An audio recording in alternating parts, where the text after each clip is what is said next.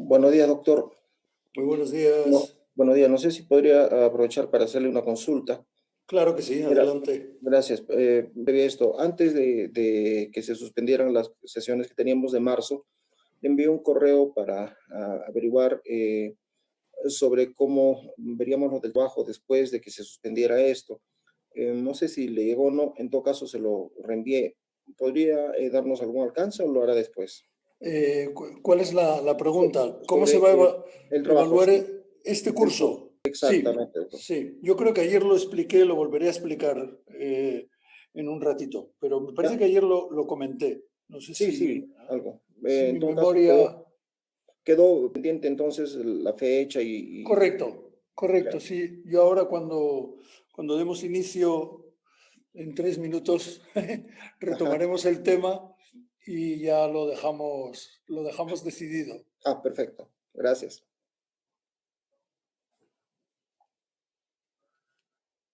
Sí, si hay alguna otra pregunta o cuestión que convenga aclarar, pues ahora es el momento. Bueno, en todo momento es el momento, pero si quieren ahora también, mientras damos los 5 minutos de cortesía.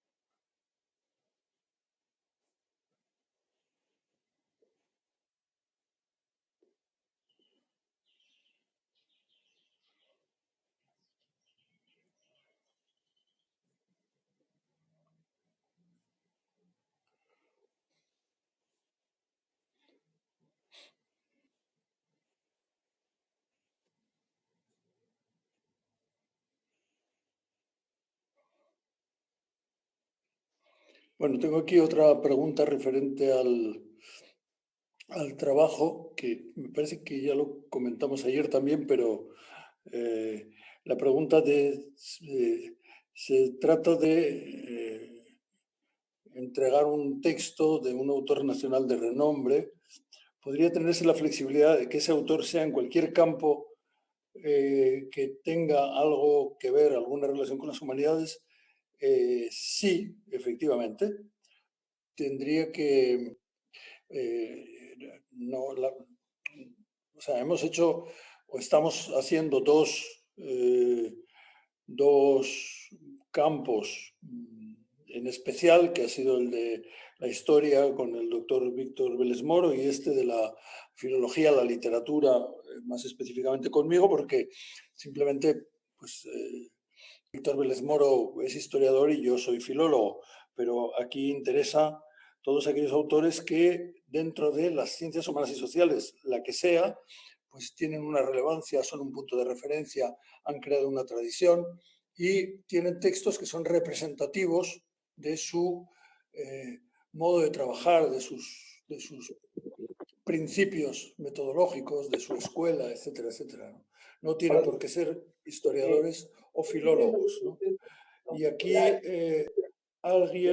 bueno, Ricardo Falla escribe, doctor Bonus, ya hemos enviado el trabajo hace varias semanas. Sí, algunos sí y otros no. Lo que yo estoy diciendo se refiere a aquellos que no han enviado el trabajo todavía y donde yo no les he contestado diciendo, ya está, ¿no? Esto se va a tener en cuenta para la evaluación, ¿no? Entonces, aquí estamos hablando de un grupo bastante numeroso que se acogió a la otra posibilidad que se mencionaba en el primer correo, ¿no? De decir, bueno, ustedes pueden hacerlo antes o después, ¿no? Entonces, están dentro de lo previsto y de la normalidad, ¿no? Si ya enviaron el trabajo, olvídense de todo esto, sean felices y disfruten, ¿no? Entonces, ahí, sencillamente, esto se refiere a aquellos que todavía no han enviado el trabajo, ¿no? Si ya lo enviaron, a ser felices y, bueno, si lo enviaron también, a ser felices en la medida de lo posible y a enviar el trabajo, ¿no? Entonces, ahí, o sea, se trata, repito, lo que dije ayer, se trata de elegir un autor, ya lo he dicho ahora también, y un texto representativo de ese autor, ¿no? Y enviarlo con un comentario, decir, bueno, este texto es representativo por esto y por esto y por esto. Pero es importante el texto, es importante enviar el texto, también por una razón muy sencilla, porque algunos de esos textos luego se van incorporando aquí al sílabo, al programa del curso, ¿no? Y el año próximo, pues quizá aparece algún texto que envió alguien este año, ¿no? Y quizá algún otro, pues que no es tan representativo, pues ya no está, ¿no? Pero, o sea, también hay una propuesta para ir mejorando con la colaboración de todos los programas del curso, ¿no? Bien, y otro pequeño aviso, que, en fin, estoy en plan de reivindicar mi apellido. Mi apellido es Banús, con acento en la S, en la U. Lo digo porque estoy perdiendo el acento y voy a partir de ahora a reivindicarlo en todos los cursos, ¿no? Ya luego hay gente que me pone con Z, no del doctorado, pero en pregrado ya se inventan otros apellidos contra los cuales no tengo absolutamente nada en contra, ¿no? Pero no son el mío, ¿no? Entonces, si no les importa ponerle el acento ahí en la U, pues sería maravilloso, ¿no? Acento o tilde. Ahora dicen que eso se llama tilde, ¿no? Que el acento es el acento en la pronunciación y tilde el acento gráfico. Bueno, no es así. El diccionario dice que al acento gráfico se le puede llamar tilde o acento, como lo hemos llamado toda la vida, toda la vida, toda la vida, ¿no? Doctor, una consulta. Entendía que el trabajo era realizar una exposición o enviar el trabajo, comentario de uno de los autores. Es correcto, gracias. Sí, claro, era o seleccionar uno de los autores, que estaban en la lista, y en ese caso pues se ha hecho la presentación y ya está, o bien ocuparse de otro autor, ¿no? Y mandar el texto antes, el texto y el comentario antes o después. Algún texto se ha enviado antes y así hemos incorporado a Raúl Porras Barrenechea, no estaba en la lista original, y hemos incorporado el artículo del Perú Crítico, que tampoco estaba en la lista original, ¿no? Y luego quienes no enviaron el texto, no seleccionaron un autor o seleccionaron uno que ya estaba seleccionado y no enviaron texto, pues tienen ahora opción de hacerlo hasta la fecha que fijemos ahora, ¿no? Entonces, ¿cuál será la fecha? La que fijemos ahora. Hay dos opciones. Una es decir, bueno, muy bien, cuanto antes nos quitemos esto de encima, mejor, ¿no? Entonces, se podría decir, bueno, la fecha será el 30 de junio. O sea, ahí, ¿no? La otra opción es decir, no, estamos con mucho trabajo, con mucho no sé qué, y nos damos un mes, ¿no? Y bueno, pues a mí me da igual. Esto, nosotros mucho trabajo tenemos siempre, no mucho, muchísimo. O sea, es una locura este trabajo, ¿no? Pero depende de lo que fijemos, ¿no?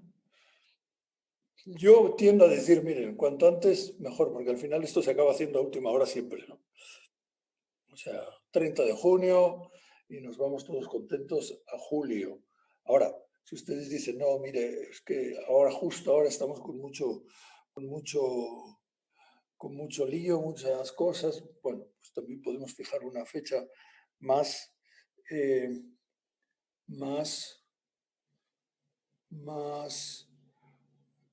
con más calma. Estoy mirando aquí, hay una cosa que se llama votaciones. Entonces, podemos hacer una votación. Tiene localizado una aplicación que se llama Votaciones. Entonces yo puedo poner una pregunta, añadir una pregunta. A ver, añadir una pregunta. Un momento, uy, ¿cómo va esto? Nunca lo he hecho. Introduzca un título para esta votación. Entrega del trabajo. Entrega del trabajo. Escriba su pregunta aquí. A ver, fecha de entrega.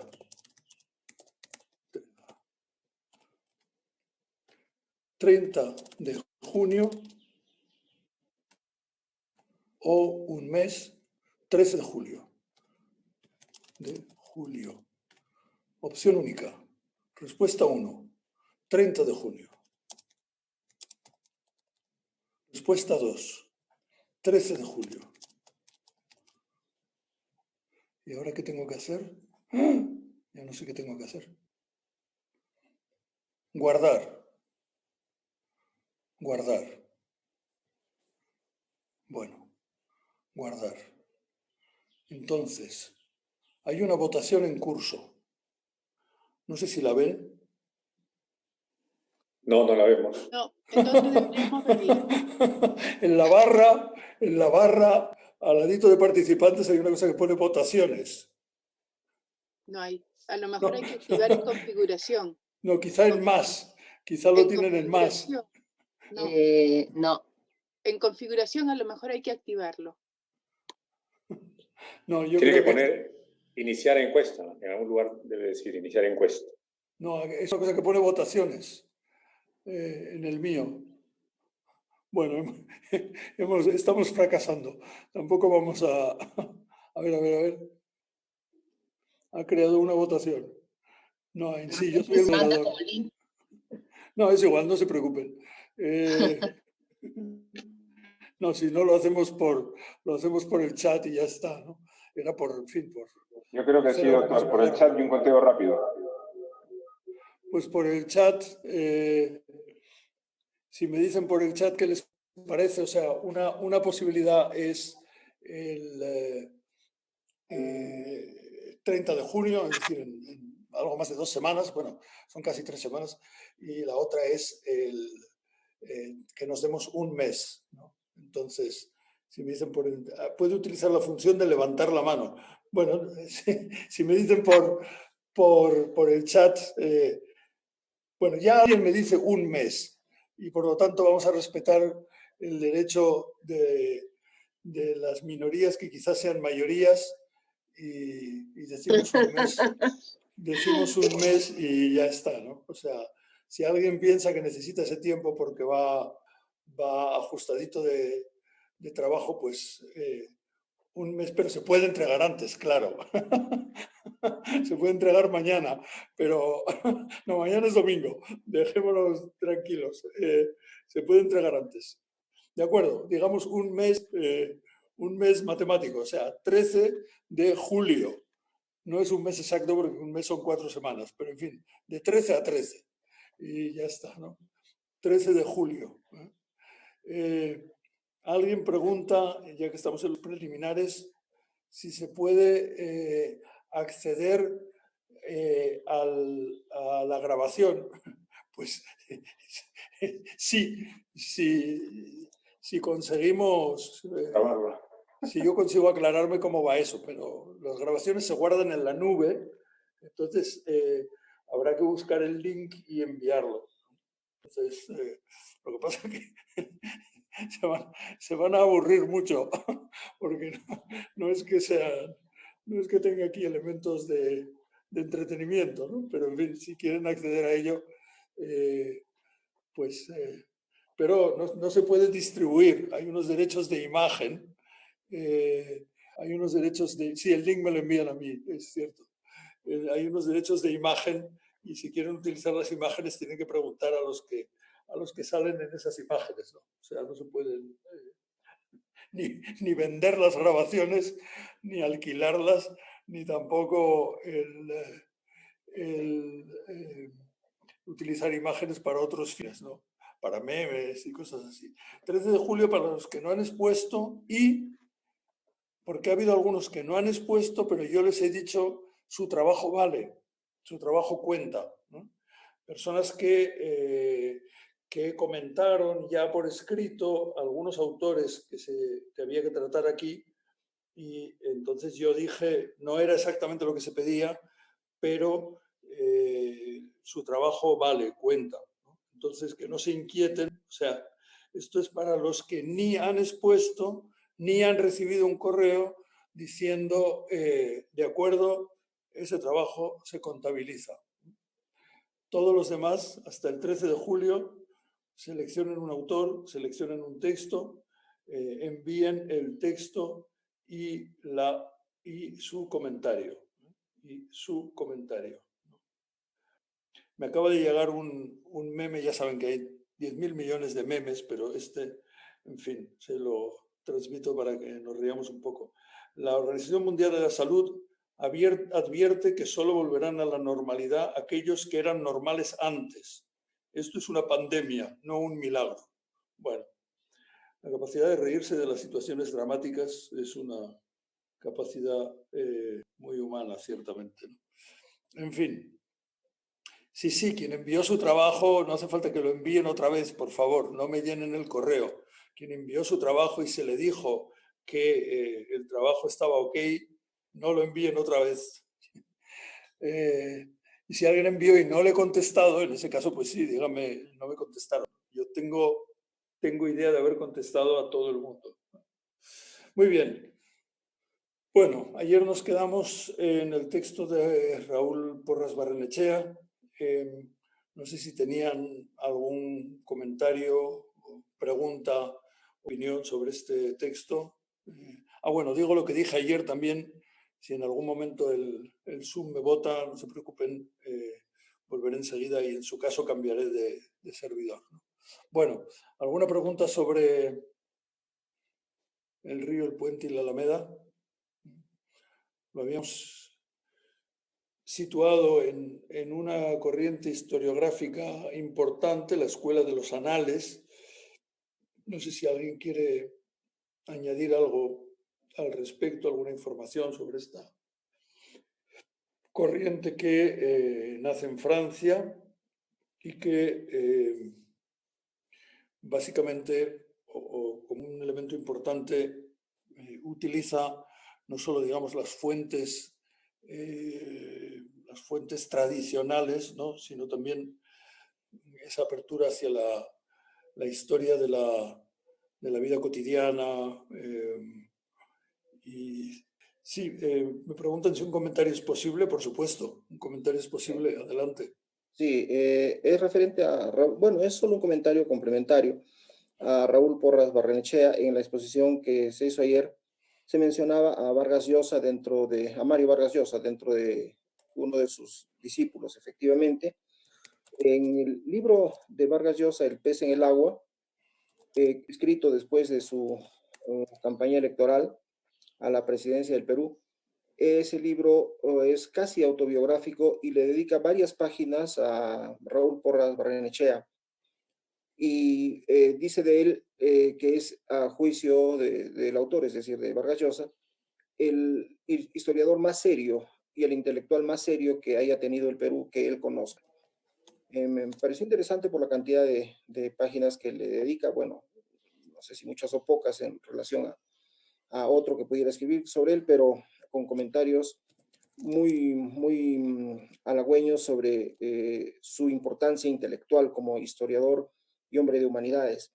Además, leyendo un poco, me parece, si no estoy mal, que el padre de Raúl Porras Barrenechea muere en un infortunado duelo pactado en Barranco, me parece, a inicios del siglo, y dejándolo huérfano. Y dice la madre de Porras Barrenechea que a partir de ese luctuoso hecho, Raúl Porras se sumió en una depresión que lo llevó, interpreta ella, ¿no? Que lo llevó a el estudio, la lectura, la reflexión, y que a juicio de la madre marcaron el carácter de su vida académica futura.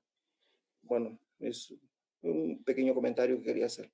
Muy bien, muchas gracias. Tengo dos manos más, Juan Pablo de la Guerra y Ricardo Falla. La de Ricardo Falla ha vuelto a desaparecer, pero bueno, Juan Pablo de la Guerra. No, aquí estoy. Aquí estoy. Ya, volvió a aparecer la mano. Juan Pablo, por favor. Buenos días, no, debe haber sido un error mío, no levanté la mano. Ya, bueno, pues que sepa que la puede levantar en cualquier momento. Y, sí, Ricardo Falla. Gracias. Buenos días, doctor, ¿qué tal?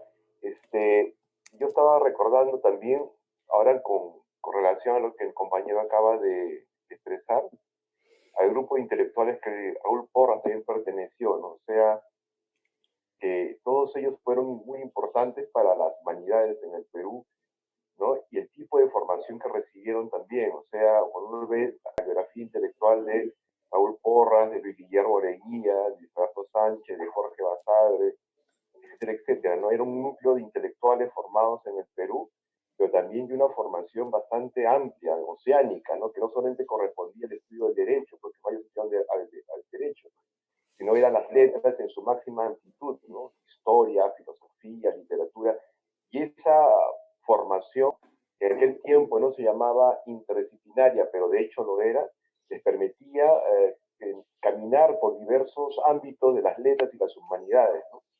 Y eso es algo que se ha ido perdiendo, digamos, en los últimos 40 o 50 años. O sea, los enfoques de formación ya no han permitido que aparezca ese tipo de intelectuales que tenían una visión amplia del conocimiento y por eso mismo podían ingresar a diferentes umbrales del saber, ¿no? Es un poco también para poder entender, digamos, que Raúl Porras también era producto de una circunstancia intelectual peruana bastante importante que se dio en las dos primeras décadas del siglo XX. Es todo. Gracias. Sí, aquí lo interesante, claro, efectivamente, es un grupo de intelectuales que a veces, ya lo decíamos ayer, se suele englobar bajo el término de una generación. Y claro, lo importante y que marcaron una senda por la que luego fueron transitando siempre con variaciones, porque el seguimiento nunca es copia. Otros intelectuales también importantes, como María Rozborowski, es una persona que ha dejado muchísima huella, o sea que a su vez los libros, lo que ha escrito, su obra ha tenido un impacto importante. Claro, lo que habría que intentar, que no lo hemos hecho mucho con Raúl Porras Barrenechea, es ver cuáles son los principios metodológicos, la forma de los puntos esenciales en los que se basa su visión del mundo, su interpretación. Un aspecto, sin duda, es ese carácter suprafronterizo, digamos. Es decir, efectivamente, muchos estudian Derecho porque eso es una tradición. Muchísimos historiadores en el Perú, en realidad, lo que estudiaron primero fue Derecho. De generaciones varias, eso ha durado hasta hace relativamente poco. Pero tienen esa visión amplia, efectivamente, y esa es una característica. Pero hay otras, es decir, ellos crecen en unos principios metodológicos. Yo ahí tengo ciertas dificultades en reconocerlo más exactamente en Raúl Porras Barrenechea, porque es un autor al que conozco menos, porque es más historiador que filólogo y porque no me salen unos elementos tan nítidos, sí, lo de la Escuela de los Anales, eso, como en otros textos, ¿no? Por eso no les puedo ahí dar mucha orientación, pero lo que sería importante es, además de describir el elemento biográfico, que esto pasa mucho en la vida intelectual en el Perú y en España también, ¿no? Que se cuenta más la biografía, la historia, lo personal, la anécdota, que no solo qué es lo que transmiten, sino desde qué postura lo transmiten, con qué criterios, con qué prejuicios, con qué visión del mundo, porque esa visión del mundo va conformando mentalidades. Es decir, si un discípulo de Raúl Porras Barrenechea sube a la cátedra, en donde sea, en San Marcos, o en la Católica, o en otra universidad, y empieza a hablar, habla desde una postura, y transmite esa postura, se quiera o no se quiera. Y muchas veces la transmite de una manera en que no hay crítica, no porque la gente no sea crítica, sino porque no se tienen criterios para la crítica. Yo para criticar tengo que darme cuenta de que está transmitiendo una postura. Si lo que digo es, está transmitiendo las cosas como son, lo que decía aquel presentador del informativo en Estados Unidos, ¿no? Así son las cosas, así se las hemos contado. Falso, ¿no? Así se las hemos contado, sí, pero no hay una identidad entre cómo son las cosas y cómo las cuento, porque las estoy contando.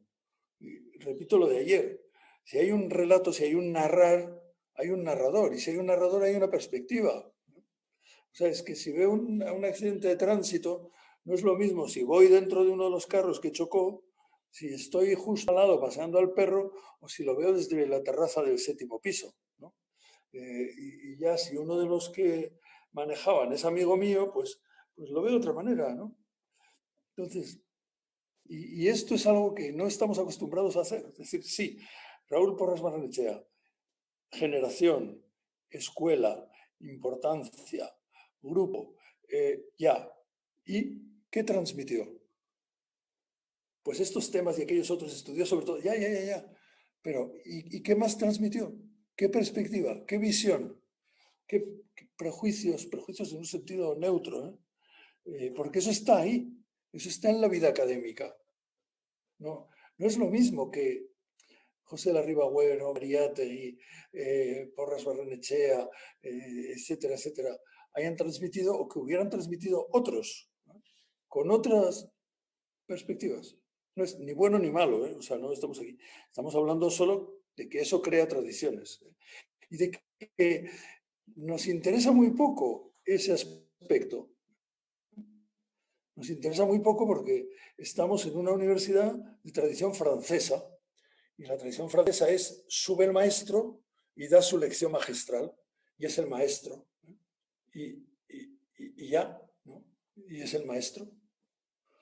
Y uno está, por supuesto, por debajo del maestro, ¿no?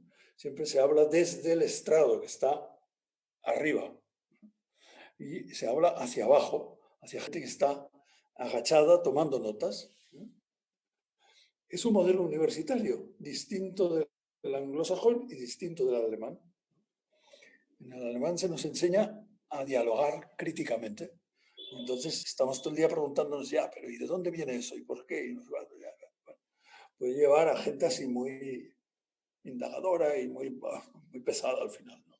Pero nosotros estamos en una tradición francesa, como España también, ¿eh? Como España también.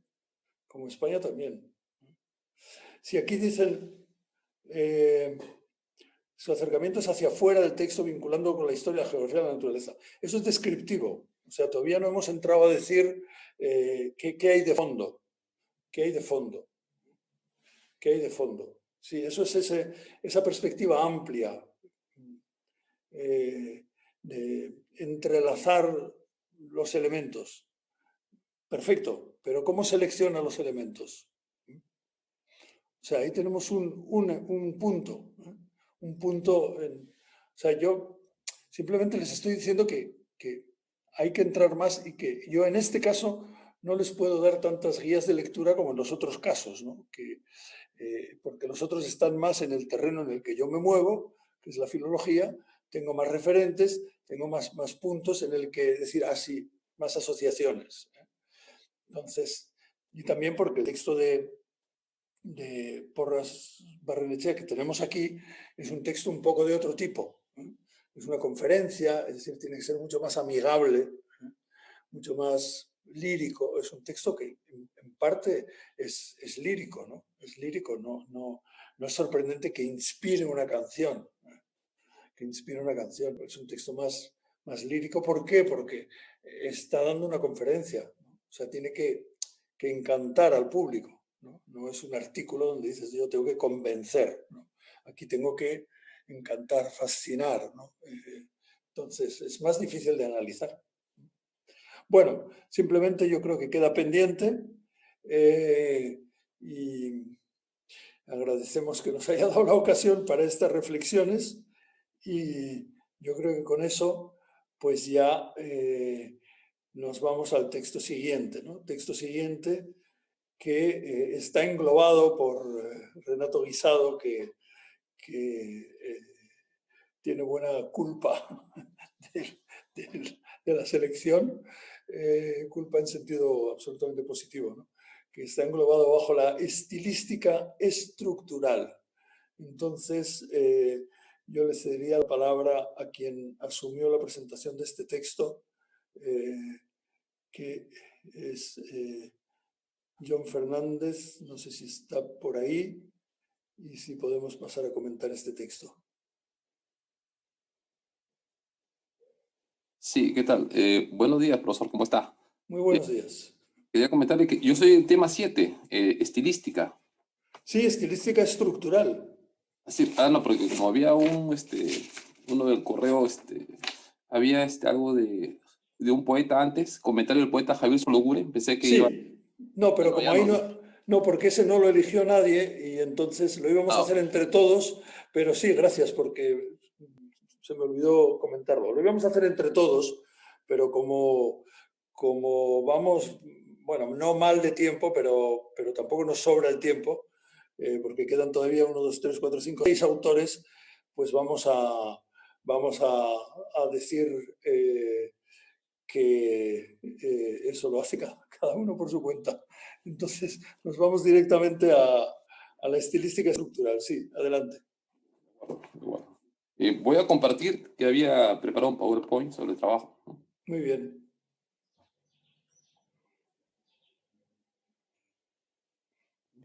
Yo no sé a compartir esta acá. No, espere, todavía no comparto. No, es que tiene que darle luego a lo que quiere compartir. 2 clics y aparece. Ya entendí. Que quiero compartirlo.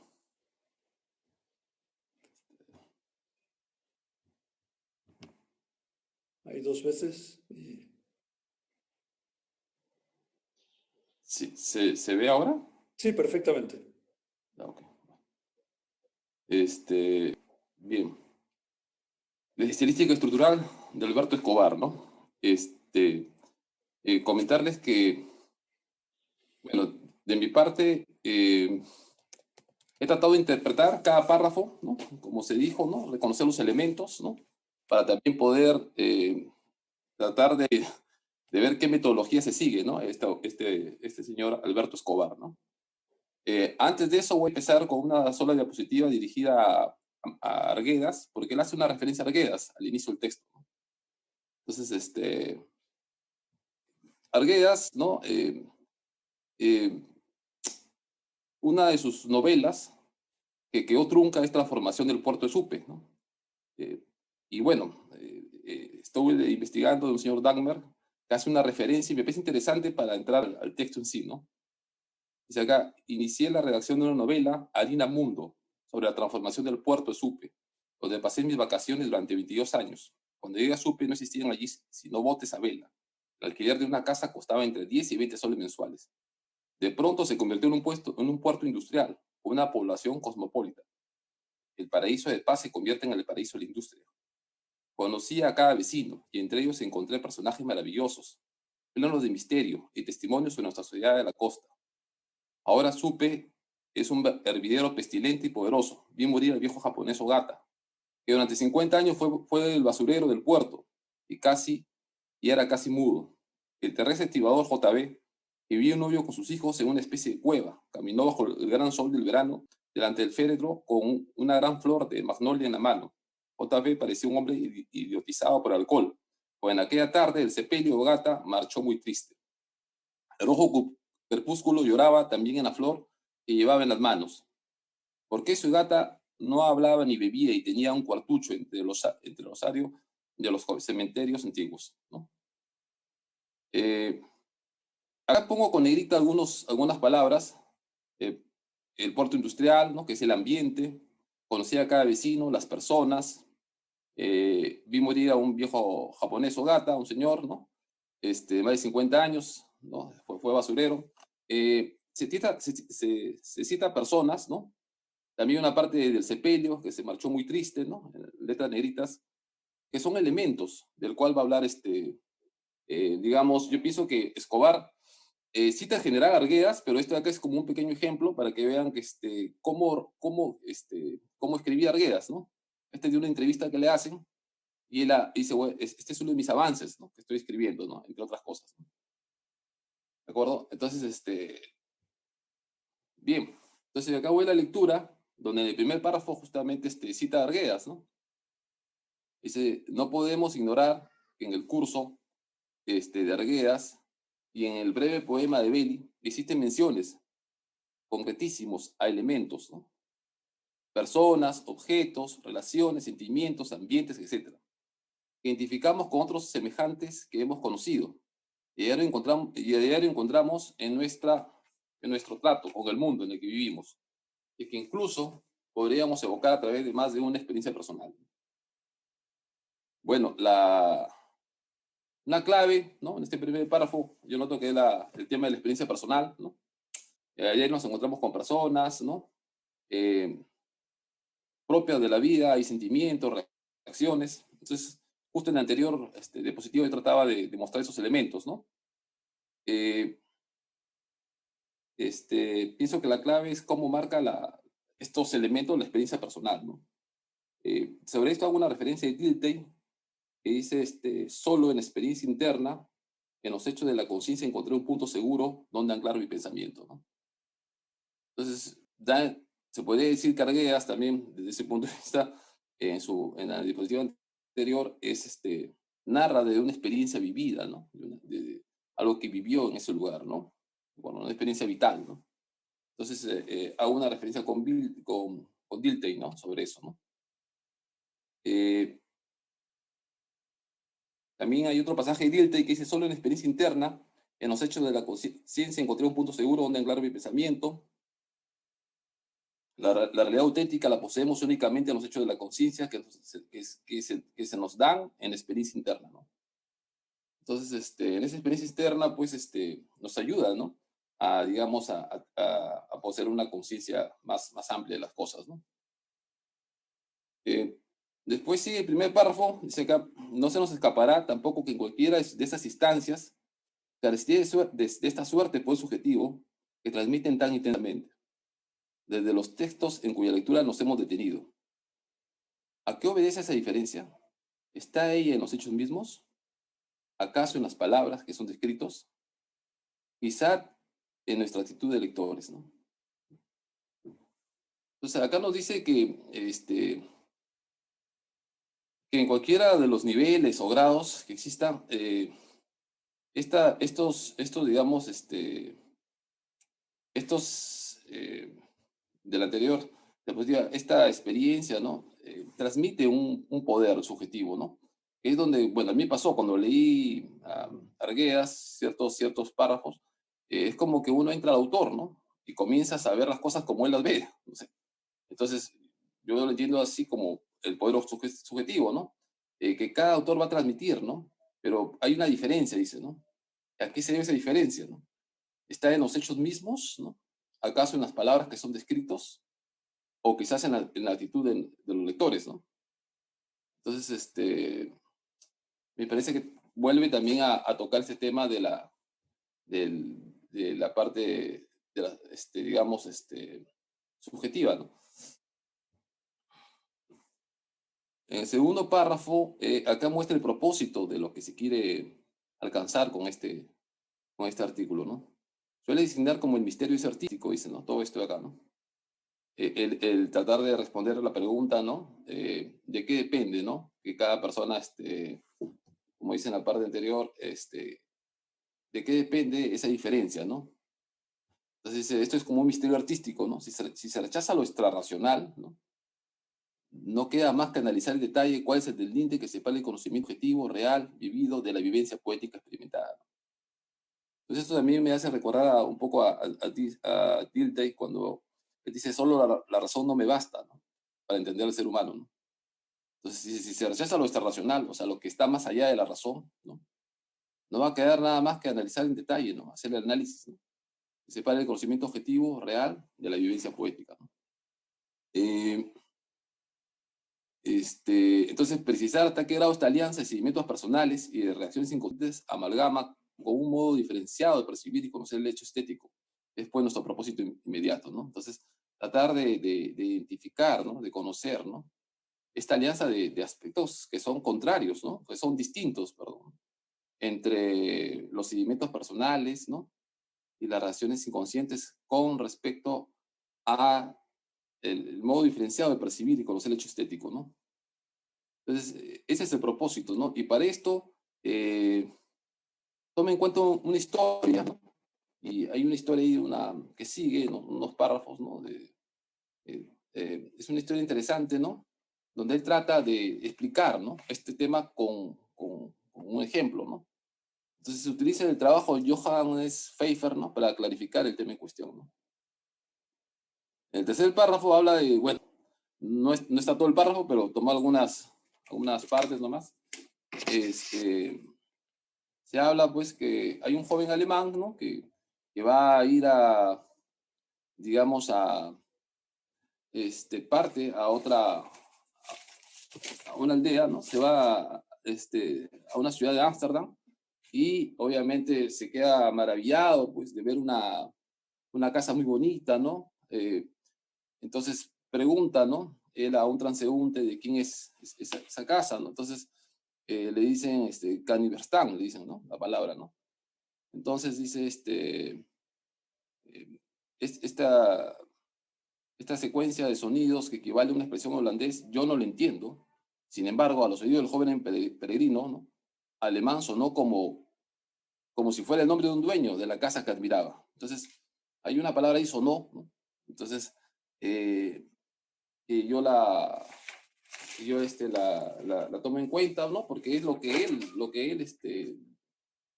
él con esas palabras, esos sonidos, él trajo a la mente de que, como si fuera el dueño, ¿no? De la casa, ¿no?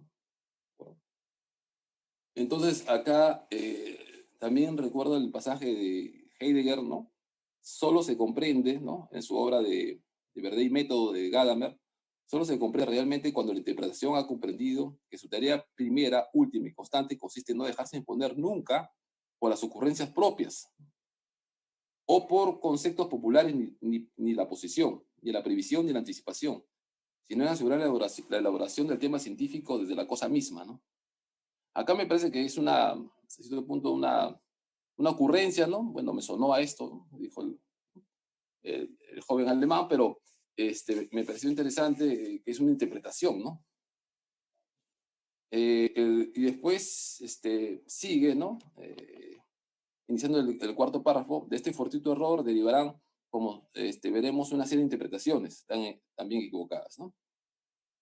¿De acuerdo? Entonces, esto de acá a la vez trae otras, digamos, situaciones, ¿no? Y se desprende otro, digamos, se llega a un sentido, pero bueno, ya lo veremos más adelante, ¿no? En el cuarto párrafo, él sigue, ¿no? Con este relato, ¿no? Y encuentro yo una parte que dice, entonces pensó para sí, ¿no? O sea, porque después él cuenta la historia que se va a un muelle, y en el muelle ve a un conjunto de estibadores, ¿no? Que bajaban unas cajas de una embarcación y volvió a preguntar, ¿no? A un transeúnte. ¿no? Oye, ¿de quién es esto? ¿No? Entonces, de nuevo le dicen pues la famosa palabra Caniverstán, ¿no? Entonces, que significa, yo no lo entiendo, ¿no? Pero para él era, como pensó para sí mismo, ¿no? Tate, ya está claro. ¿Quién puede traer por mar tantas riquezas? No es un milagro que posea una casa tan maravillosa. Entonces vuelve a relacionarlo, ¿no? Vuelve a traer a su memoria la palabra, lo que significaba para él, Caniverstán, ¿no? Y también acá hay una cita de Dilthey que dice, otro círculo de hechos que se nos dan primeramente en la experiencia interna, por lo tanto, sin la cooperación de los sentidos y que luego sobre el material primariamente dado en de la experiencia interna, se configuran por su gestión de los fenómenos naturales exteriores, para subordinarlos a ellos mediante un método que, tal como opera, equivale a razonamiento por analogía. Entonces, para mí es un razonamiento por analogía, o sea, quien posee una casa tan maravillosa, ¿no? Puede traer por mar tantas riquezas, ¿no? O sea, hasta cierto punto, bueno, como él tiene, como esta persona, Caniverstán, posee una casa maravillosa, también puede traer tantas riquezas, ¿no? Por mar, ¿no? Entonces, podría, no sé, deduzco, no sé si me equivoco, que es un razonamiento por analogías, que es propio también obviamente, del tema del vitalismo, ¿no? Como lo señala Dilthey, ¿no? Después, pensó en sí mismo como un pobre diablo, como el comerciante adinerado, bueno, se compara, ¿no? Con Caniverstán.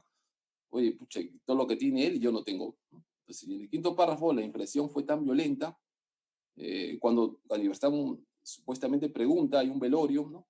Y él pregunta de quién ha muerto, entonces le dicen Caniverstán. Entonces, él le da mucha pena, mucha tristeza, ¿no? Que sin haberlo conocido lloró, ¿no? Entonces, eso me trae a mí también ya algo, una interpretación que lo veo como, bueno, también basado en lo de Dilthey, que Dilthey dice, yo vivo en mis propios estados, ¿no? Yo me hallo entretejido en las interacciones de la sociedad como un curso de sus diversos sistemas. Estos sistemas han surgido de la misma naturaleza humana que yo vivo en mí y que comprendo en otros, ¿no? O sea, hay emociones que representan un sentir propio de la persona, ¿no? Que son sus estados internos, ¿no? Entonces, me parece a mí que digamos, en estas dos pequeñas párrafos, él hace referencia a eso, ¿no? A cómo se siente la persona, ¿no? De su sentir, ¿no? Sus estados internos, ¿no? Después, en el sexto párrafo, supo entonces que si alguna vez otra vez se entristecía al comparar su pobreza con la opulencia de otros hombres, el recuerdo del señor Caniverstán, sus riquezas y su estrecha tumba, lo reconciliaría, devolviéndole la alegría de vivir y recordándole la fugacidad de los bienes terrenos, ¿no? Entonces, otra vez, pienso que hace un razonamiento por analogía, ¿no? Si los hombres con riqueza sufren infortunios, desgracias, bueno, pues yo, que soy un hombre pobre, también, ¿no? Entonces, me parece, en mi interpretación, que también hace un razonamiento por analogía, ¿no? En el sexto párrafo. Bien, en el séptimo párrafo se acaba la historia hasta ahí, ¿no? Es muy interesante. Que todo el análisis gira sobre para mí gira sobre esa historia. Con el texto de Hebel, Pfeiffer nos plantea una doble reflexión, ¿no? Que deseamos, ¿no? Por un lado, trata de una comunicación verbal, ¿no? Entonces, que apunta hacia un mundo de referentes externos, acerca de los que tenemos un cierto tipo de conocimiento previo, y a lo que visualizamos una suerte de vinculación recíproca, ¿no? Lo sobresaliente reside en que la lengua se ha plasmado ciertos rasgos esenciales que son puestos de relieve solo gracias a este tipo de comunicación verbal, ¿no? Hay una clave para mí que yo noto ahí, que es este error verbal, ¿no? De comunicación verbal que existió, ¿no? Al inicio, ¿no? Por la palabra Caniverstán, a raíz de los sonidos que él interpretó, apunta hacia un mundo de referencias externos, ¿no? Implica lo que habíamos hablado hace un momento, ¿no? Las cosas, ¿no? Las personas, los sentimientos, ¿no? Acerca de lo que tenemos un cierto tipo de conocimiento previo, ¿no? Entonces, ese conocimiento previo, ¿no? También lo recuerdo en los, en tema de los, estos, autores, ¿no? Que habla, Dilthey cita a no, perdón, Gadamer, ¿no? En su obra Verdad y Método, en 1960, la interpretación empieza siempre con conceptos previos que tendrán que ser sustituidos progresivamente por otros más adecuados. Y es todo este constante reproyectar en el cual consiste el movimiento del sentido de comprender e interpretar. Lo que constituye el proceso que describe Heidegger, ¿no? El que intenta comprender está expuesto a errores de opiniones previas que no se comprueban en las cosas mismas. Elaborar los proyectos correctos, adecuar a las cosas, que como proyectos son anticipaciones que deben confirmarse en las cosas. Dale la tarea constante de la comprensión. ¿No? Después también otras cosas dice, por eso es importante que el intérprete no se dirija hacia los textos directamente desde las opiniones previas que las subyacen, sino que examine tales opiniones en cuanto a su legitimación, esto es en cuanto a su origen y validez. Importa es hacerse cargo de las propias anticipaciones, con el fin de que el mismo texto pueda presentar en su alteridad y obtenga así la posibilidad de confrontar su verdad objetiva con las propias opiniones previas, ¿no? Bueno, en otras palabras, es hacernos cargo de nuestros propios prejuicios, ¿no? No ir al texto directamente, dice, ¿no? Sino un poco reconocer, ¿no? Cuáles son nuestras propias anticipaciones, ¿no? ¿De acuerdo?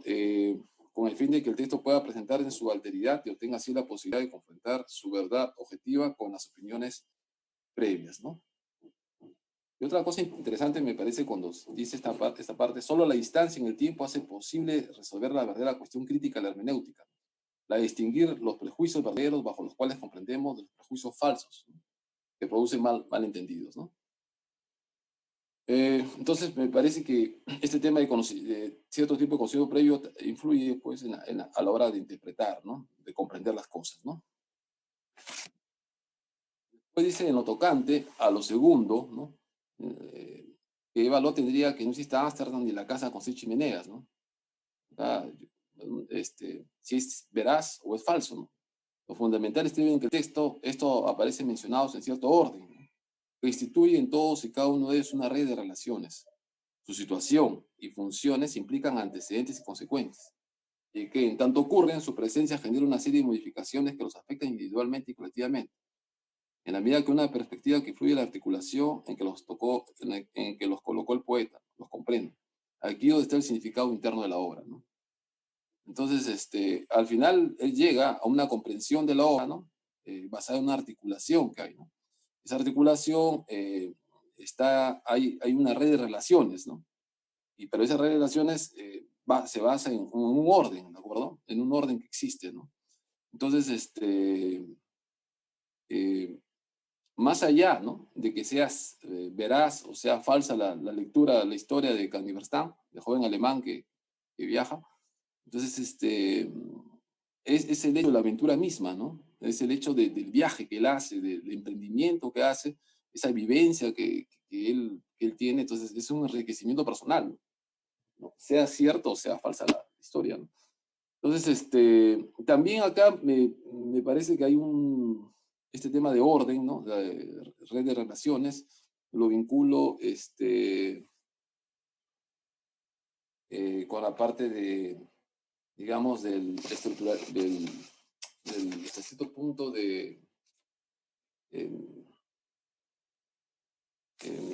acá que ese se llama el estructuralismo, me parece, ¿no? Hay un ordenamiento, ¿no? Que según Levi Strauss, ¿no? Ponente metodológica del estructuralismo, solo está estructurado el ordenamiento que cumple con 2 condiciones, ¿no? Un sistema regulado por una coherencia interna, ¿no? Y esta coherencia interna, inaccesible a la observación de un sistema aislado, se revela en el estudio de las transformaciones, gracias a las cuales es posible hallar propiedades semejantes en el sistema de herencias diferentes, ¿no? O sea, hay un sistema regulado ahí por una coherencia interna, ¿no? Hay algo, hay un orden, ¿no? Entonces, en la lectura, pues sí noto yo que no es de manera arbitraria los sucesos que pasan, sino todo es como un hilo, ¿no? Que te conduce, ¿no? Y tú vas y sigues y te enganchas con la lectura, ¿no? Entonces, veo que hay una coherencia, ¿no? Hay un antes y un después, o antes y después, ¿no? Entonces te mantiene eso, ¿no? También toda esta composición artística nos lleva a una comprensión, ¿no? A un sentido, ¿no? A un auténtico sentido, ¿no? A un significado interno, ¿no? Y ahí también, Dilthey también habla sobre comprender, ¿no? Que constituye como un método fundamental para todas las operaciones de la ciencia del espíritu, ¿no? Entendido en sentido amplio, ¿no? Mientras que la ciencia del espíritu se presentan desde dentro, dice, ¿no? Como realidad, y originariamente como una conexión viva, ¿no? Se tiene como base la conexión de la vía anímica como algo originalmente dado, ¿no? La naturaleza la explicamos, la vía anímica la comprendemos, ¿no? Después, el significado interno, primario y genuino de la obra literaria, ¿no? Su auténtico sentido, que rebasa el de las partes, ¿no? Sean palabras o figuras o como se les quiera designar, ¿no? Acá, bueno, se sigue digamos, la diapositiva anterior, ¿no? Donde se lleva todo a un significado interno, ¿no? A un sentido auténtico, ¿no? Sí, que rebasa el de las partes, ¿no? Entonces, hasta cierto punto, noté que podría haber una conexión con Gadamer, ¿no? En la regla de la hermenéutica, ¿no? Hasta que se hace referencia a cómo yo puedo comprender lo individual desde el todo, ¿no? Porque si luego solo leo las partes, o sea, quizás de manera aislada no las conecto, entonces no voy a comprender todo, ¿no? Y después, bueno, también comenta el párrafo 8, ¿no? Que así entendemos igualmente que este significado se haga o se vaya haciendo en el texto y la lectura por una indisoluble asociación de forma y fondo, ¿no? Acaban por tomarse indiscernibles, ¿no? Y que en la medida que construyes esa significación, esta adquiere consistencia tan real, tan viva, que nos permite hablar de una realidad literaria, existente solo en virtud del texto como hecho estético, pero incorporada en él en la realidad total del mundo y el hombre, ¿no? Entonces nos habla acá de la asociación, ¿no? De fondo y forma, ¿no? De fondo y forma, ¿no? Que no solamente son los referentes exteriores, ¿no? Las personas, ¿no? Lo que le pasó en el viaje a este joven alemán, todas las cosas, los sentimientos, ¿no? Sino también, digamos, está la composición artística, ¿no? Está el hecho de la articulación, ¿no? De todos estos eventos que pasaron. Entonces, eso de ahí, pues, está asociada a ambas cosas, ¿no? Es la interpretación que yo hago, ¿no? En el noveno párrafo, quisiéramos insistir, dice, en la necesidad de comprender la realidad literaria como una porción de la realidad total, pero no constituida por hechos u objetos con sustancia física, sino por palabras dispuestas en un particular concierto. Esta distribución, este orden o desorden, este hallado creador es en suma su estilo, ¿no? Entonces, acá define lo que es estilo, ¿no? Bueno, nos da inclusive abajo también, el estilo es para nosotros aquella manera con la que el autor logró componer su realidad artística, guiado por la necesidad que le impulsó a seleccionar los medios a su alcance, a fin de lograr la cohesión que enhebra el significado profundo del texto, ¿no? Entendemos que acá o sea, esta composición artística es el estilo, ¿no? Y que los medios, ¿no? Pueden ser la realidad objetiva, el lenguaje, ¿no? Entonces, bueno, más adelante lo dice la lectura, ¿no? Y eso el autor, pues, utiliza esos medios y compone una realidad artística, ¿no? También acá, me parece, cuando habla, quisiéramos insistir en la necesidad de comprender la realidad interna como una porción de la realidad total. Vuelvo al tema de la regla de la hermenéutica, ¿no? O sea, para comprender también el todo necesitas conocer, ¿no? O sea, necesitaría conocer las partes, ¿no? O sea, para comprender la realidad literaria como una porción de la realidad total, ¿no? Hay una necesidad de comprender la realidad literaria, ¿no? O sea, la parte para poder comprender el todo, ¿no? A diferencia de lo anterior, ¿no? En otro pasaje que había comentado, ¿no? Bien, y también me llamó la atención acá que todas las palabras están dispuestas en un particular concierto, ¿no? Es como ¿no? Es como un concierto, ¿no? Ustedes notan que hay una sincronía, ¿no? Hay una sintonización de todas las partes, ¿no? Entonces, lo mismo es en el tema literario, ¿no? A la hora de escribir los textos. Entonces, hay un particular concierto, ¿no? Que lo tilda como un orden o desorden, ¿no? Pero en el fondo también hay una cohesión interna, ¿no? Y ahí cito también el tema del estructuralismo, ¿no? O sea, me parece que va también, tiene que ver con este párrafo, ¿no? En suma, ese es su estilo, dice, ¿no? ¿De acuerdo? Y el 10º, recordando la histórica universidad, aparte de las menciones que aluden a una realidad verídica o ficticia, el sentido interno fluye de un malentendido, fruto de la incomunicación idiomática, que sobre ese error se construye una línea de pensamiento poético, que por el sendero del equívoco nos encamina sutilmente al descubrimiento de una verdad relativa al estar vivo. O sea, más allá de que sea verdad o falso, esta historia que está, sí, que construye una línea de pensamiento poético, ¿no? Y nos encamina, ¿no? Al sendero del equívoco, nos encamina sutilmente al descubrimiento de una verdad que es estar vivo, ¿no? Volvemos también al tema del vitalismo, ¿no? Pues bien, obsérvese que este significado no estaría en la realidad exterior, ¿no? Ese significado va surgiendo en la comprensión artística, se hace y se define en ella, como una suerte de aroma o de luz que se desprende por el mérito de las conexiones o articulaciones que entabló el autor y se desveló la lectura, ¿no? Entonces, acá es importante el estilo, ¿no? Ese conjunto de articulaciones, ¿no? Que se llevan a cabo, ¿no? Para poder, digamos, llegar al significado, ¿no? ¿De acuerdo? Y en la medida que las obras tienen un estilo más, bueno, tienen más calidad, pues dice que tiene un mejor estilo el que escribe, ¿no? Bien, cuando pretendemos abordar el estudio de la literatura, su comprensión entera, nos debemos imaginar, pues, que basta acometer varios sectores de la realidad que se ha generado en el texto. No basta acometer varios. No debemos satisfacernos escribiendo los componentes aislados o la combinación que lo gobierna. Aquello sería siempre permanecer en la periferia del fenómeno, ¿no? Acá habla de la importancia de la comprensión entera, ¿no? De nuevo, el tema de Dilthey, ¿no? O sea, tener una comprensión, ¿no? De todo, ¿no? O sea, que se pueda, digamos, tener en cuenta, ¿no? Todo no solamente los referentes externos, sino también las articulaciones, todo el texto en conjunto, ¿no? Bien, eso es todo, ¿no? Me parece particularmente muy interesante, ¿no? El escrito. Hay muchos componentes para mí del vitalismo, ¿no? Principalmente, y algunos diría yo, de la hermenéutica y del estructuralismo, ¿no? Pero principalmente veo que está marcada por una metodología vitalista, ¿no? Del vitalismo, ¿no? Bueno, eso es todo. Gracias. Muy bien, muchas gracias. Ha sido un poquito largo. Yo sí agradecería a los demás presentadores que intenten ser breves porque si no, no llegamos, ¿no? Bien, no sé si han podido seguir todo. Es un texto que tiene su complejidad metodológica y bien, si alguien quiere intervenir o preguntar o pedir alguna aclaración, pues ahora es el momento de levantar la mano, de hacerse presente y de tomar la palabra. Sí, Enrique Revilla. Buenos días, doctor. Gracias, John, por la presentación.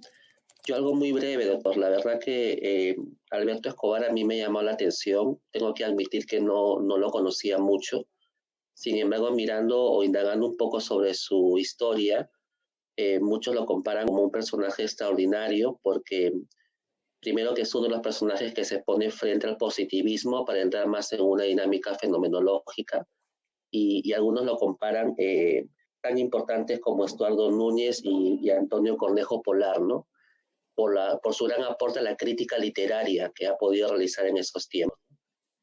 Me parece a mí que es totalmente un hermenéutico porque, bueno, aplica muy bien este arte de la interpretación de los textos y quizá lo más importante para él es un poco el establecimiento de esta relación entre el texto y el contexto, ¿no? Entre el texto y la cultura. Entonces creo que eso lo lleva a que lo que decía John, que realmente haga una vinculación recíproca, ¿no? Con todo lo que acontece más allá del texto propiamente, ¿no? Me parece también importante que en este caso es un autor que va más allá simplemente de la interpretación y de la fenomenología, porque al mismo tiempo intenta como identificar el proceso literario que ha seguido nuestro país, y por eso es un gran esfuerzo que hace de síntesis por ver la parte no solamente de la contextura textual, sino también esta universalidad o totalidad, como lo decía yo, de la cultura y de lo social, ¿no? Simplemente esa precisión, doctor.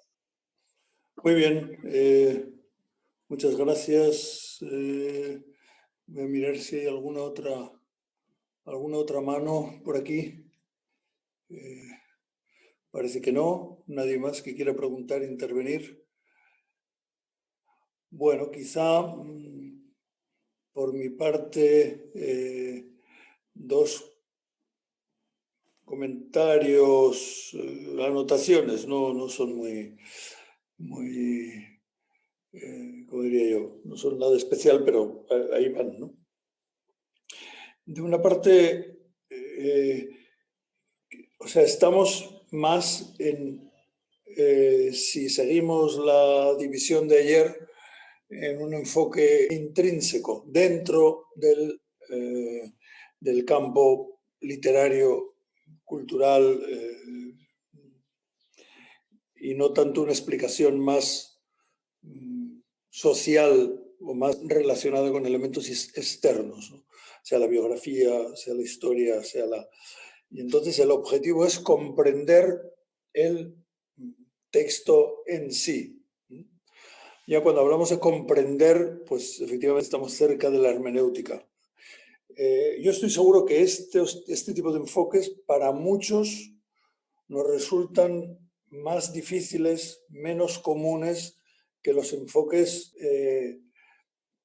que lo explican desde fuera, desde la biografía, lo social, etcétera, etcétera.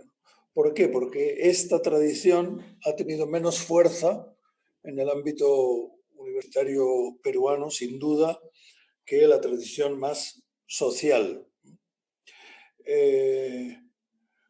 También por un cierto prejuicio de que tiene que haber un compromiso, tanto en la literatura como en la academia, ¿no?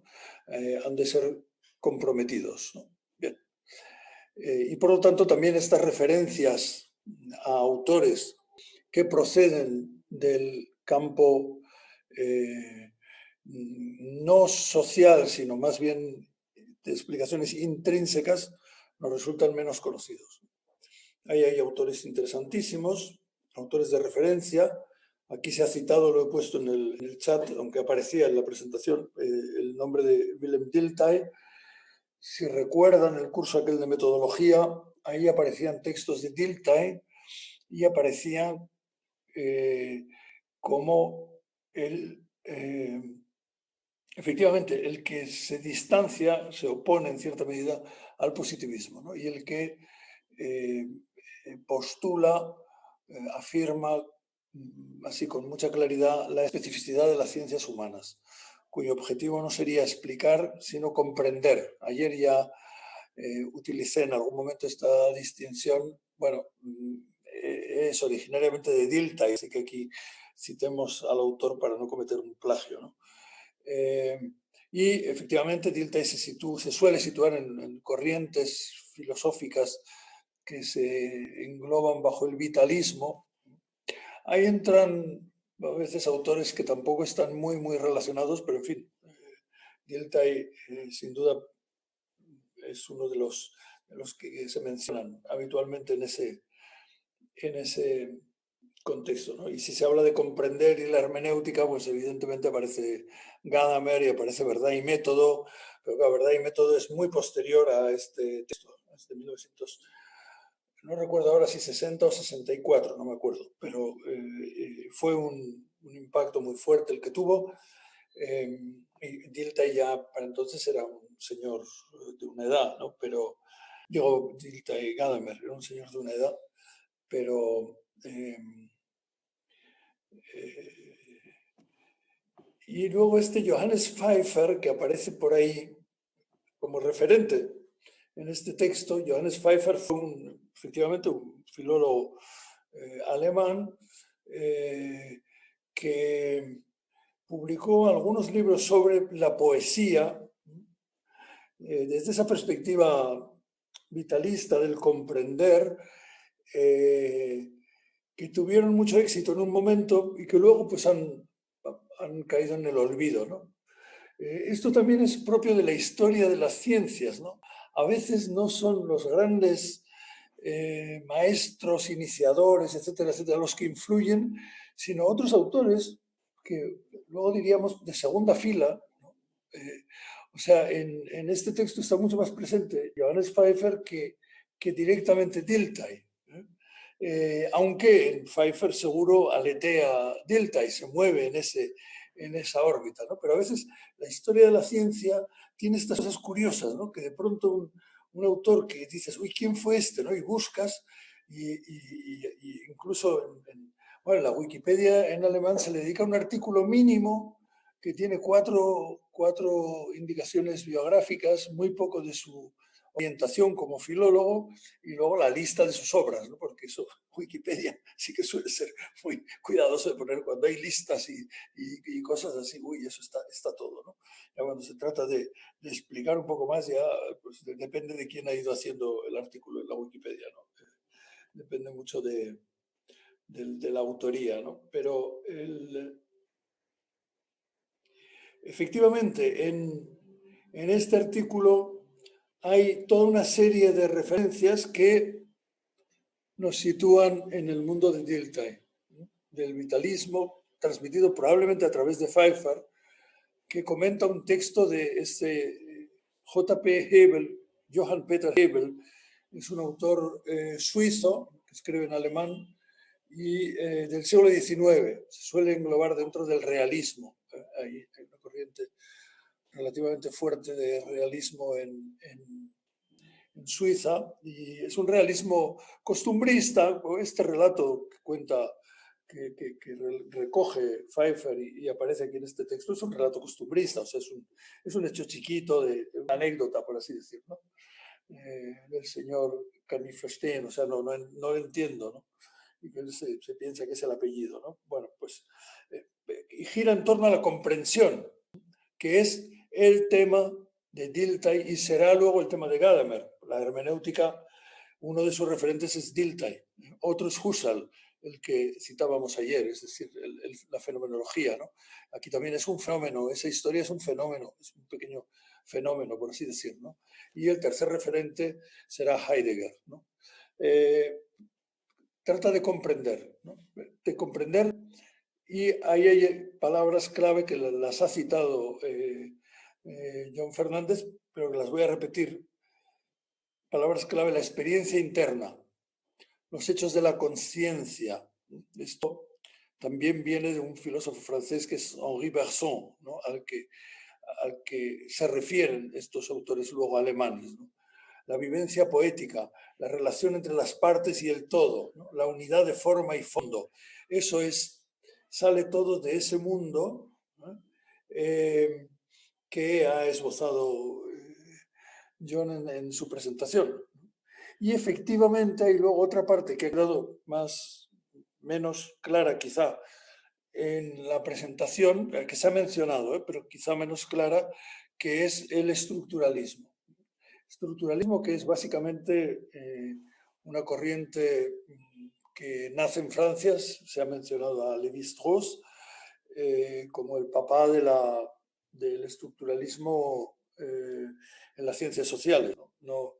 Antes está, por supuesto, Saussure, Fernand de Saussure, con el estructuralismo lingüístico, ¿no? Pero aquí estamos hablando del estructuralismo antropológico. Voy a compartir pantalla y poner el texto de Alberto Escobar, que se titula Sobre la estructura y el estilo, ¿no? Y tratar de ilustrarles a ustedes un poquito más sobre la presencia del estructuralismo en este texto, ¿no? La otra presencia, la del vitalismo Dilthey, es innegable y ya se ha mostrado, ¿no? Aquí también aparece, o sea, en esa conjunción, ¿no? pues que muchas veces la adscripción metodológica no es única. En un autor hay influencias varias, como en este caso, ¿no? Que está muy claramente la influencia de esa escuela alemana, muy alemana, de la interpretación basada en Dilthey y en ese comprender, y esta corriente mucho más francesa, por así decirlo, ¿no? Del estructuralismo, ¿no? Aquí es que la primera frase dices, uy, aquí está el estructuralismo, ¿no? Encontramos menciones concretas a elementos, ¿no?, que identificamos con otros semejantes, ¿no? ¿Qué estoy buscando? Una estructura. No me interesa ese elemento único, singular, ¿no? Me interesa identificarlo con otros semejantes, ¿no? Es decir, yo estoy intentando encontrar estructuras, ¿no? Primer elemento muy propio del estructuralismo, ¿no? No me interesa el elemento individual, sino la estructura. Estructuras en textos literarios que pongo en relación. Eso es otra cosa del estructuralismo. Al estructuralismo le encanta buscar estructuras paralelas. Aquí tengo un doble paralelismo, ¿no? El primero entre dos textos, cuento de Arguedas y un poema de Belli. Fíjense, ¿no? Dos textos de géneros diferentes, ¿no? Está el género narrativo en Arguedas y el género poético, lírico en Carlos Germán Belli. Bueno, yo ahí encuentro elementos comunes. Esta es la fascinación del estructuralismo, es esa, ¿no? Es decir, yo encuentro en un cuento unas estructuras, elementos relacionados, y lo encuentro también, no en otro cuento, ¿no? Sería interesante, pero mucho más interesante es si es en un poema. Pero es que eso lo encuentro también en el mundo real, en el mundo de la experiencia cotidiana. Encontramos elementos que identificamos con otros semejantes, la semejanza, que hemos conocido y a diario encontramos en nuestro trato con el mundo en que vivimos. Y aquí enlaza con el tema de la experiencia personal, muy de Dilthey, pero o sea, es fascinante cómo en o sea, los textos, ya digo, la selección fue mucho de Renato Guisado, que es un profesor joven, pero que conoce muy bien el mundo de la filología en el Perú, ¿no? Y entonces pues íbamos conversando, y yo le decía, oye, mira, por aquí, por acá, ¿qué te parece? No, oye, bueno, pues ahí hay un texto de Alberto Escobar, y entonces me daba el texto, ¿no? Y que yo no conocía anteriormente, ¿no? Algunos sí conocía, otros no, este no lo conocía. También porque Alberto Escobar quizá no es tan conocido como merece, ¿no? Pero, y entonces yo leí esto y dije, pero bueno, si aquí está, o sea, si yo quiero explicar el estructuralismo con esas 2, 4, 6 líneas, lo tengo explicado, ¿no? Y luego me dice, ya, ahora comparo las estructuras y hay una diferencia, que es las otras, utilizando los mismos elementos, carecen del poder sugestivo. Poder sugestivo que evoca una experiencia también, la de la sugestión. He quedado bajo el poder sugestivo de ese texto, ¿no? Ahí estamos en Dilthey, ¿no? Entonces yo ahora voy a explicar esa experiencia. Voy a explicar cuáles son los elementos, o sea, cuál es la diferencia esencial para que, utilizando elementos semejantes, en un caso se produzca esa experiencia del poder sugestivo del texto, y en los otros no. El objetivo es distinto, ¿eh? Yo quiero explicar cómo en la estructura del texto radica el poder sugestivo. Eso está en el texto, o sea, estoy dentro de, y a mí me interesa la experiencia, y a partir de ahí se desarrolla todo ese texto. Esto es un propósito intrínseco, que nos puede gustar o no, nos puede fascinar o no, nos puede... Y podemos incluso desde una tradición más extrínseca, como es la tradición filológica peruana, desecharlo, es decir, ¿esto qué sentido tiene? ¿No? Esto no aporta, esto no contribuye al progreso. Bueno, cuidado, cuidado con ese tipo de actitudes. Bueno, esto quería yo complementar porque quizá la parte de estructuralismo fue mencionada, pero no se explicó en detalle en el texto, ¿no? O sea, era un complemento a la otra parte sí muy explicada digamos, más en torno a ese punto de la experiencia, ¿no? de la comprensión del texto, ¿no? Bien, no sé si hay alguna otra pregunta, intervención. No sé si hay algo en el chat, no tengo el chat puesto en estos momentos. Bueno, si dejo de compartir pantalla es todo más sencillo, ¿verdad? ¿Alguna pregunta, algún comentario?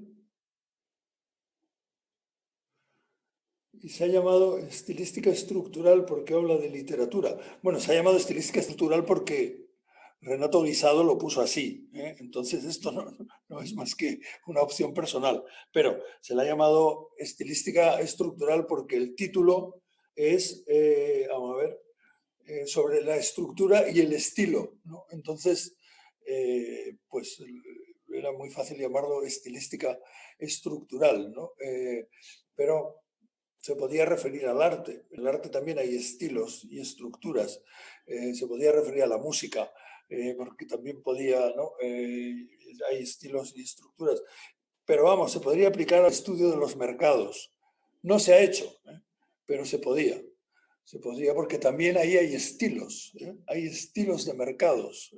Entonces, y lo hemos estado viendo, ¿no? Cuando cierran algunos mercados porque tienen un determinado estilo, que en estos momentos no interesan, ¿no? Y tienen unas estructuras, etcétera, etcétera. Sí, adelante. ¿Alguien escribe, Julio Corcuera, que quiere hacer una consulta? Pues adelante, hágala. Profesor, de palabra. Sí, adelante. Sí, mil gracias. Sí, yo preguntaba para no interrumpirlo. Vea, me ha parecido muy interesante. Yo tengo una pregunta que, en términos estructurales, digamos, que excede al texto. Naturalmente, la exploración de estos elementos literarios, culturales, responden a su tiempo. Mi pregunta pasa de cara hacia adelante, cuando se estudia esta época o el decenio que viene. Sabes que la dinámica de interacción, del intercambio de información, la construcción de opinión está influenciada por fenómenos, ejemplo, tipo de los youtubers, de tipo de las plataformas alternativas, digitales. Esto va a alterar la relación del estudio de la cultura en términos generales, va a alterar en la lógica de que el medio es el mensaje. Este diálogo lo va a hacer desordenado. Lo digo porque sé que hay editoriales que están sufriendo por publicar ahora, que tienen problemas económicos por esto. Entonces, ¿de qué medida a mí me parece sumamente interesante esta mirada hacia atrás porque permite, particularmente yo no vengo de estas áreas, yo soy abogado y espero que no se note, pero me da siempre mucha curiosidad, mucho interés. Para mí es todo un descubrir, pero no evito, sé que no es el objetivo cuando mis colegas están en estas exposiciones brillantes, pero no evito en preguntarme por el contexto actual y el que viene, ¿no? Yo quisiera su apreciación, me interesaría mucho, profesor. Bueno, vamos a ver.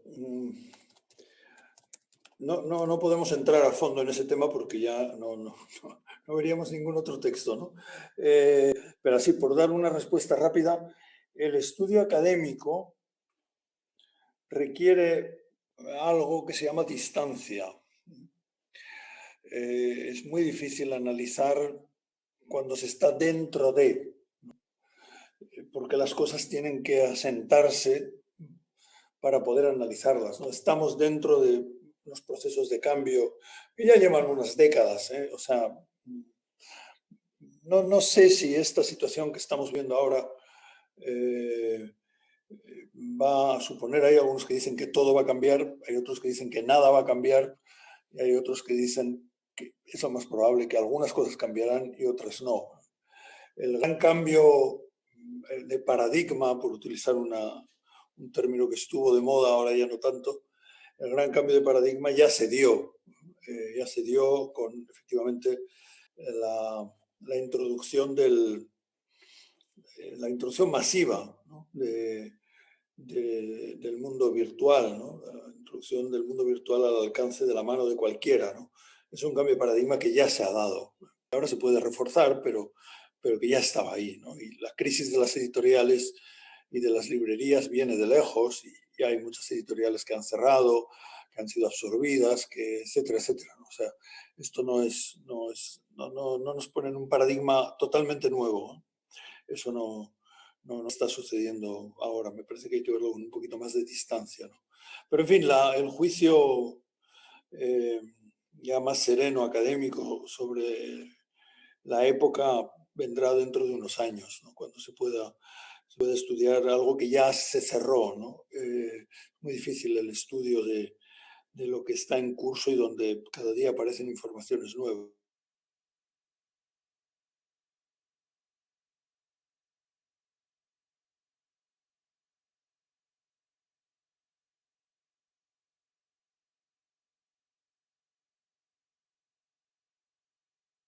¿No? De otra parte, bueno, 60 es Luhmann, Marshall McLuhan y todos estos, y no es verdad, o sea, eso es mentira, eso es una cosa que nos metieron en la cabeza quienes querían que el medio fuera el mensaje, ¿no? El medio no es el mensaje, el medio transmite mensajes, ¿no? Pero hicieron una gran campaña publicitaria para convencernos de que el medio es el mensaje, ¿no? Esto está muy estudiado, esto está muy debatido, hay artículos excelentes que muestran que hay una cultura previa a los mensajes y que el medio transmite una cultura que van configurando. Esto no es un antes y un después, sino es una cuestión en curso, pero en fin, estos lemas así que lo explican todo con 4 palabras son fascinantes porque dices, ya, lo tengo, el gran cambio, el medio es el mensaje. Y luego dices, a ver, un momento, ¿no? Tomemos distancia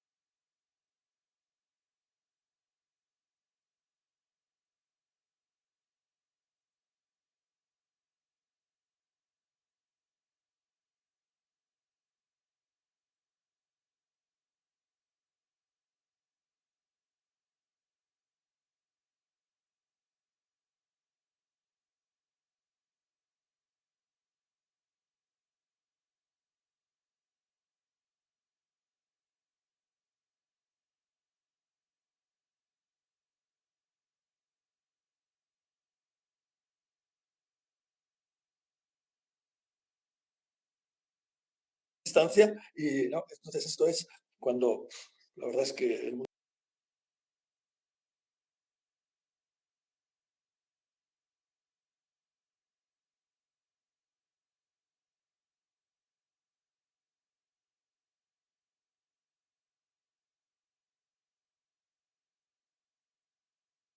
Bueno, me votó, se ve que no le gustó lo que es el mensaje, fuera, me votó, censura se llama eso. Sí, se fue la señal, pero ya he vuelto. Entonces,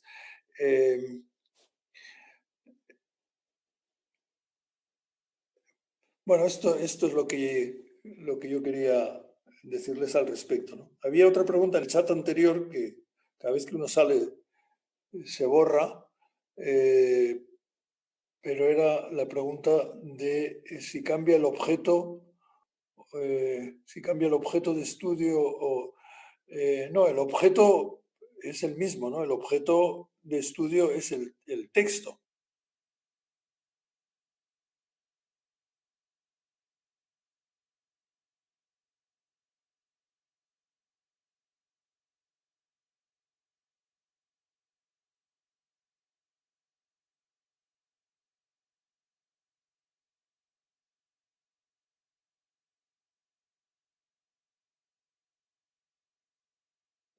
Lo que cambia es el objetivo del estudio, ¿no?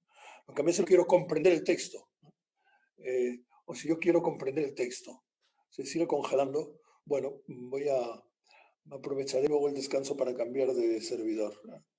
O sea, ¿sigo congelado o ya se me vuelve a escuchar? Es censura, porque he atacado a los medios y ya... Como que Internet no cambia nada. Fuera, ¿no? Chao. Bueno, pues... McLuhan está moviendo los hilos. Sí, efectivamente. O sea, ahí la cuestión es cambia el objetivo, no el objeto de estudio, sino el objetivo. Entonces, porque el objeto es el mismo, es el texto, en este caso el texto literario, pero puede ser el fenómeno histórico, puede ser el mercado de lo que sea, ¿no?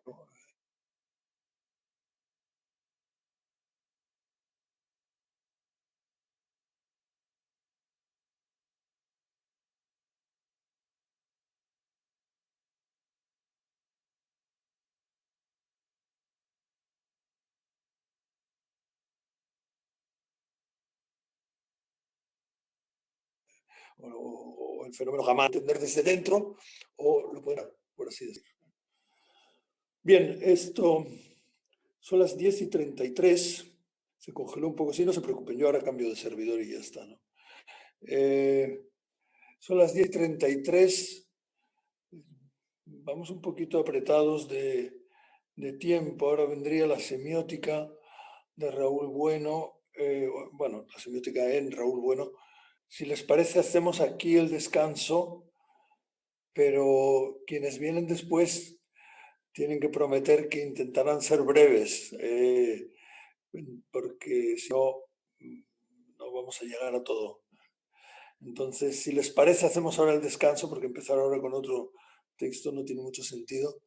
Y volvemos en 30 minutos, a las 11:04.